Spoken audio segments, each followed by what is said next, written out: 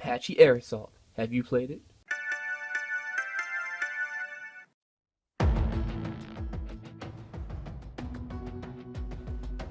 Episode of HYPI, I wanted to shed some light on one of my favorite yet not very popular genres, aerial combat. I can't really explain why I like it so much, but I think part of it has to do with the similar music style they all seem to share.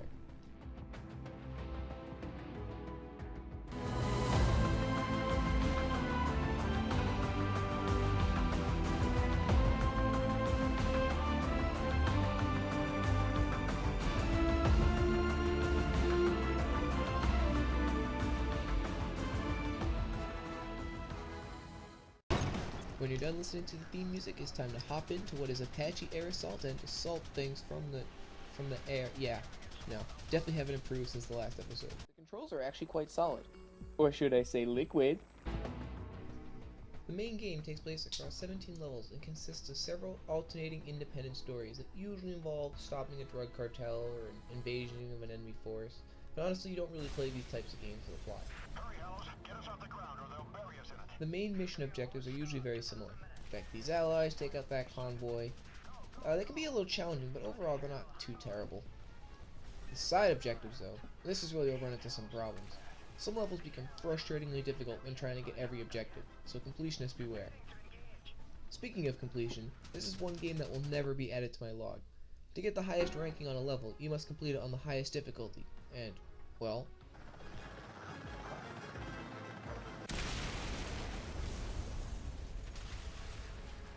that's one of the only problems I have with this genre.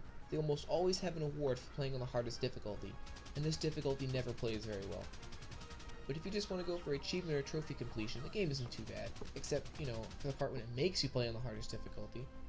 The good news is, for the most part, you can put your chopper into auto hover for the majority of the level and just focus on shooting. This is also the most effective way to get the local multiplayer achievements. Wait, multiplayer? I'm doing a game with multiplayer? It's about time, it only took like 7 episodes. But I'll get to that in a moment. First I gotta cover the controls. If you're not skilled enough to play on veteran, there are 2 other difficulties, training and realistic. The difficulty affects the handling of the chopper as well as limits what HUD options appear on screen and how many retries you get. This is probably the only game I've ever played where the easiest difficulty is actually harder than the middle difficulty. This is because what you gain in stability, you lose in pitch, meaning you can't angle your chopper enough to gain enough speed to escape enemy fire or complete a timed mission. When you've found a comfortable difficulty, the game still takes a little getting used to. Obviously, it is nowhere near as hard as flying a real helicopter, but the multitude of controls can be a little overwhelming at first. I hope you're ready, because I'm going to speed through the controls. Ready? Use up and down on the left stick to change the pitch of your chopper and left and right to roll. If you want to yell left or right, you'll have to use the right stick, but don't actually send you in that direction. To move in any direction, you need to first pitch forward or backward, you use up or down on the right stick, but if you want to change altitude, use the right stick without first pitching. Hitting left and right on the D-pad changes your secondary weapon, which you fire by using the right bumper. The right trigger uses your primary weapon, and the left trigger zooms in the camera. Using the left bumper focuses the camera on the target, and you can change the default camera view by pressing Y, unless using B first to cycle DVO and flare vision, in which case Y will bring you back to normal view. Hitting X or back opens the map, clicking the left stick engages auto hover, and click the right stick does absolutely nothing. Got all that? If you remember any of that, remember that pressing down on the left stick engages auto hover. Auto hover will be your best friend while playing this game. In fact, it'll be a better friend than a human player. This ties us back to multiplayer.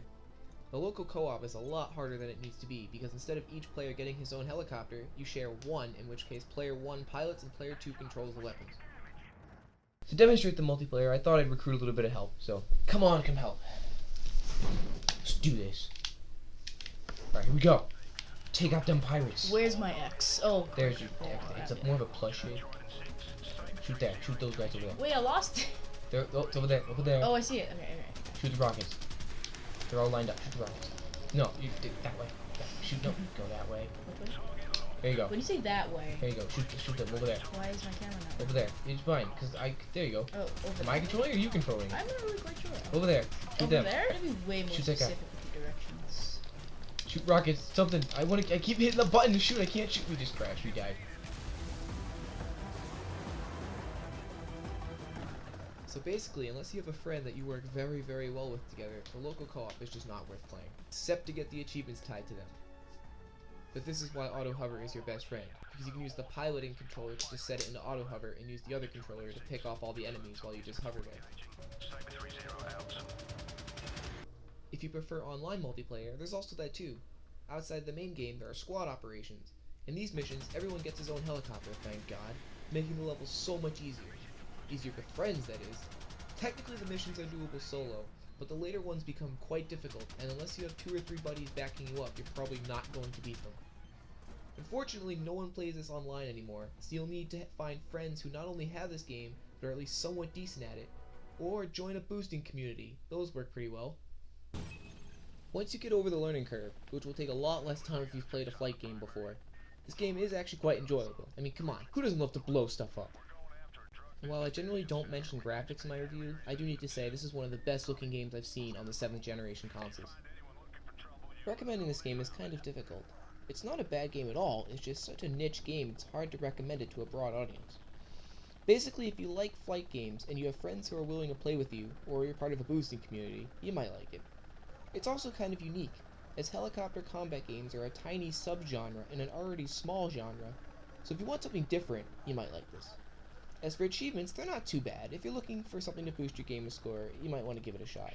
It's not going to be a walk in the park, but it's not too terrible. Non-recommendations are easy. If you've never played an aerial combat game, this is probably not the best one to start with. Budget gamers, this is probably one of the very few you will ever see on this channel that I don't recommend. As this game is kind of rare, it goes for a lot more money than the average 5-year-old game should. It's also not the best game for people looking for local co-op, and for full game completionists. Achievement completionists, you should be alright. So Apache Air Assault has a very specific audience. Whether or not you fall into that audience is up to you. But have you played it? If not, you think you might be up for using an Apache to assault things from the air? Man, I suck at this. Share your thoughts below and keep playing those obscure games.